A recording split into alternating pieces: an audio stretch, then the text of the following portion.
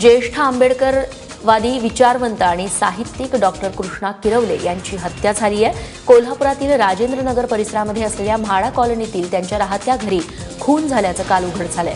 ओळखीच्या सुतारानं हत्या केल्याची माहितीही मिळतेय। प्रीतम पाटील असं आरोपीचं नाव असून त्याला पोलिसांनी ताब्यात घेतलंय। दरम्यान आंबेडकरी संघटनांनी आज कोल्हापूर बंदची हाक दिली आहे। तसंच किरवले यांच्यावरती आज अंत्यसंस्कार होणार आहेत।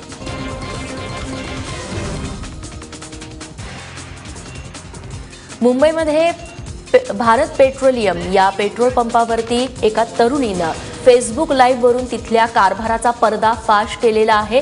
कशा पद्धतीने पेट्रोल वापर करत असताना बदमाशी केली जाते हे तिने फेसबुक लाईव्ह वरून उघड केलं आणि यानंतर आता तिला हा फेसबुक लाईव्हचा व्हिडिओ मागे घेण्यासाठी धमक्याही येत आहेत।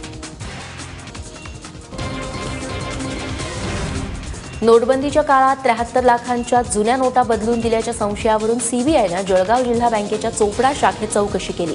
सीबीआयकडून या प्रकरणाची चौकशी सुरू असल्यानं यावरती अधिक बोलणार नसल्याचं जिल्हा बँकेचे कार्यकारी संचालक जितेंद्र देशमुख यांनी सांगितलं। दरम्यान सीबीआयच्या चौकशीनंतर जितेंद्र देशमुख यांच्यासह चोपडा शाखेचे व्यवस्थापक डीबी पाटील आणि कॅशियर रविशंकर पाटील यांच्यावर गुन्हा दाखल करण्यात आला आहे। अहमदनगरमधील पांगरमल दारूकांडातील फरारी सूत्रधाराला राज्य उत्पादन शुल्क विभागानं जेरबंद केलंय। याकूब शेख असं या आरोपीचं नाव असून उत्पादन शुल्क विभागाच्या गस्ती विभागानं त्याला नगर पुणे महामार्गावरती मध्यरात्री ताब्यात घेतलं। जिल्ह्यात बनावट दारूनं पांगरमलच्या घटनेसह साधारण 13 नागरिकांचा आतापर्यंत बळी गेलाय। या प्रकरणी आतापर्यंत 16 आरोपींपैकी 14 जणांना अटक करण्यात पोलिसांना यश आलंय।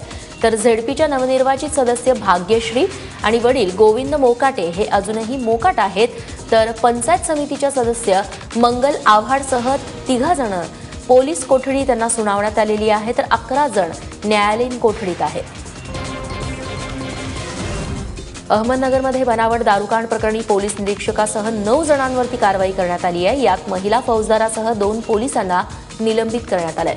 दारूकांड प्रकरणातील निष्काळजीपणाचा ठपका ठेवून पोलीस अधीक्षक सौरभ त्रिपाठी यांनी ही कारवाई केली आहे। विशेष म्हणजे दारूकांडातील आरोपींचे स्थानिक गुन्हे अन्वेषण विभाग, एक्साईज तसंच लाचलुचपतच्या कर्मचाऱ्यांशी लागेबांधे असल्याचं आढळलेलं आहे।